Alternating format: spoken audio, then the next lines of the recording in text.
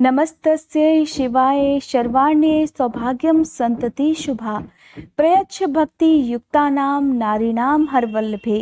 आप सभी माताओं बहनों को करवा चौथ पर्व की हार्दिक शुभकामनाएं। करवा माता आप सभी के सुहाग की रक्षा करें। आज की वीडियो में मैं आपको सुनाने वाली हूँ करवा चौथ व्रत कथा। साथ ही मैं आपको बताऊंगी करवा चौथ की पूजा करते समय किन मंत्रों का जाप करना चाहिए और चंद्र देवता को अर्घ देते समय किस मंत्र का जाप आज के दिन आपको करना है। करवा माता की आरती क्या है, इसके बारे में बताने से पहले आप सभी से अनुरोध है, कमेंट बॉक्स में करवा माता की जय जरूर लिखिएगा। आइए पहले सुनते हैं करवा चौथ व्रत की कथा। धार्मिक मान्यताओं के अनुसार सबसे पहले माता पार्वती ने भगवान शिव के लिए करवा चौथ का व्रत रखा था। इस व्रत को रखने से मां पार्वती को अखंड सौभाग्य की प्राप्ति हुई थी। इसीलिए करवा चौथ के व्रत में माता करवा के साथ साथ भगवान शिव और मां पार्वती की भी पूजा की जाती है। पुराणों में करवा चौथ व्रत की बहुत सारी कथाएं प्रचलित हैं, जिसमें से महाभारत काल में जब एक समय पांडव अर्जुन नीलगिरी पर्वत पर तपस्या करने के लिए चले गए और काफी समय तक नहीं लौटे, तब द्रौपदी चिंता में डूब गई। उन्होंने भगवान कृष्ण को याद किया, जो कि हर संकट में उनका साथ देते थे। इस प्रकार याद करने पर उन्होंने तुरंत दर्शन देकर द्रौपदी की चिंता का कारण पूछा। द्रौपदी ने कहा, हे भगवान, हमारे सब कष्ट दूर हो तथा मेरे पति अर्जुन की आयु भी लंबी हो। श्री कृष्ण ने कहा कि पार्वती जी ने भी शंकर जी से एक समय यही प्रश्न किया था। तब भगवान शंकर ने उन्हें जो कथा सुनाई थी, अब वही कथा मैं तुम्हें सुनाता हूँ। कार्तिक मास के कृष्ण पक्ष की चतुर्थी तिथि को निर्जल व्रत करके ये कथा सुनी जाती है। किसी समय स्वर्ग से भी सुंदर शुक्रप्रस्थ नाम के नगर में वेद शर्मा नाम का एक विद्वान ब्राह्मण रहा करता था। उसके 7 पुत्र और संपूर्ण लक्षणों से युक्त वीरवती नाम की एक बहुत सुंदर कन्या थी, जिसका विवाह समय के बाद सुदर्शन नाम के एक ब्राह्मण से कर दिया गया। वीरवती के सभी 7 भाई विवाहित थे। अब जिस दिन करवा चौथ का व्रत आया, तब वीरवती ने अपनी भाभियों के साथ मिलकर इस व्रत को किया। दोपहर के बाद श्रद्धा भाव से कथा सुनी और फिर अर्घ देने के लिए चंद्रमा देखने की प्रतीक्षा करने लगी। मगर इस बीच दिन भर की भूख प्यास से वीरवती व्याकुल हो गई। तब उसकी प्यारी भाभियों ने ये बात अपने पतियों से बता दी, क्योंकि 7 भाई अपनी इकलौती बहन से बहुत प्रेम करते थे और वे अपनी बहन को कभी भी दुखी देख ही नहीं सकते थे। इस प्रकार जब उनकी पत्नियों ने अपनी बहन की पीड़ा की बात बताई, तब वे व्याकुल हो उठे।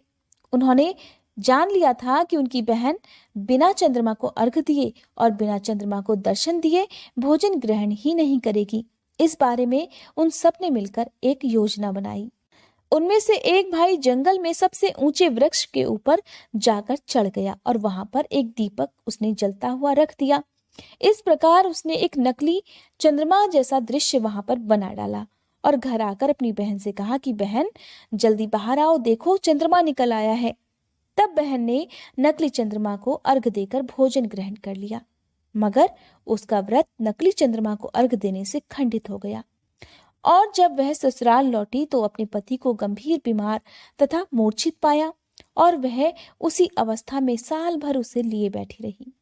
अगले वर्ष जब इंद्रलोक से इंद्रदेव की पत्नी इंद्राणी धरती पर करवा चौथ का व्रत करने आई, अपने पति के दुख से दुखी वीरवती ने इंद्राणी से इस दुख का कारण पूछा।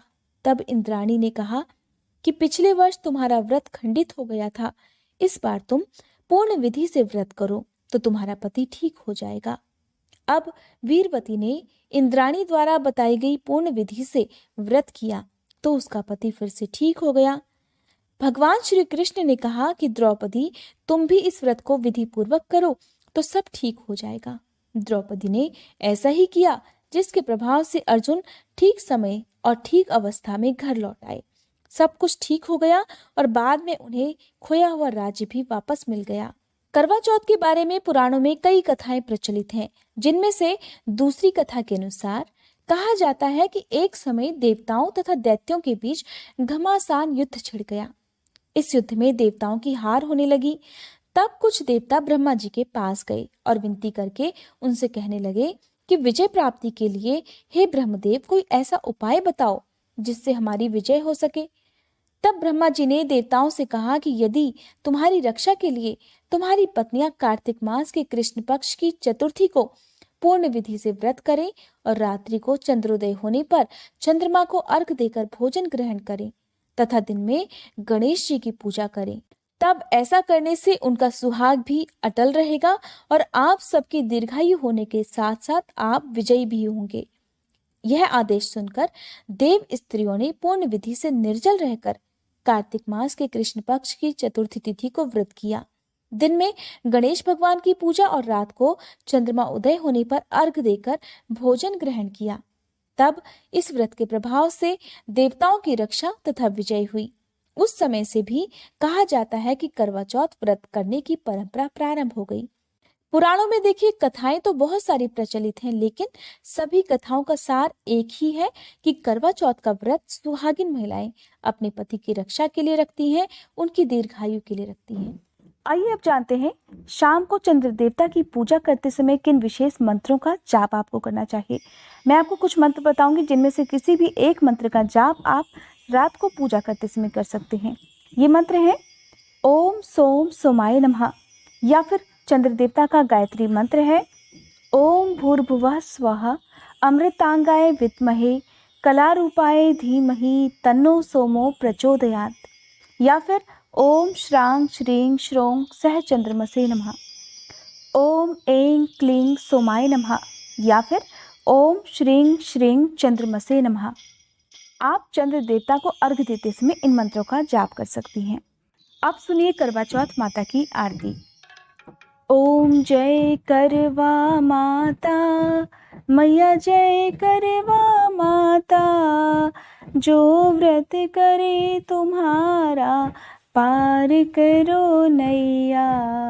ओम जय करवा माता, सब जग की हो माता, तुम हो रुद्राणी मैया, तुम हो रुद्राणी। यश तुम्हारा गाते जग के सब प्राणी, जय करवा माता। कार्तिक कृष्ण चतुर्थी जो नारी व्रत करती, दीर्घायु पति होवे दुख सारे हरती। ओम जय करवा माता, होए सुहागन नारी सुख संपत्ति पावे मैया, सुख संपत्ति पावे। गणपति जी बड़े दयालु विघ्न सभी नाशे। ओम जय करवा माता, करवा मैया की आरती व्रत कर जो गावे मैया, प्रेम सहित गावे। व्रत हो जाता पूर्ण सब विधि सुख पावे। ओम जय करवा माता मैया, जय करवा माता। इस प्रकार करवा चौथ के व्रत में करवा माता की आरती करनी चाहिए। करवा माता अपने सभी भक्तों को आशीर्वाद प्रदान करती हैं और सभी के सुहाग की रक्षा करती हैं। ये थी आज की वीडियो। उम्मीद करती हूँ आज की ये जानकारी आपको पसंद आई होगी। ये वीडियो अगर आपको अच्छी लगी हो तो वीडियो को लाइक करने के साथ ही मेरे चैनल को सब्सक्राइब और बेल आइकन प्रेस करना मत भूलिएगा।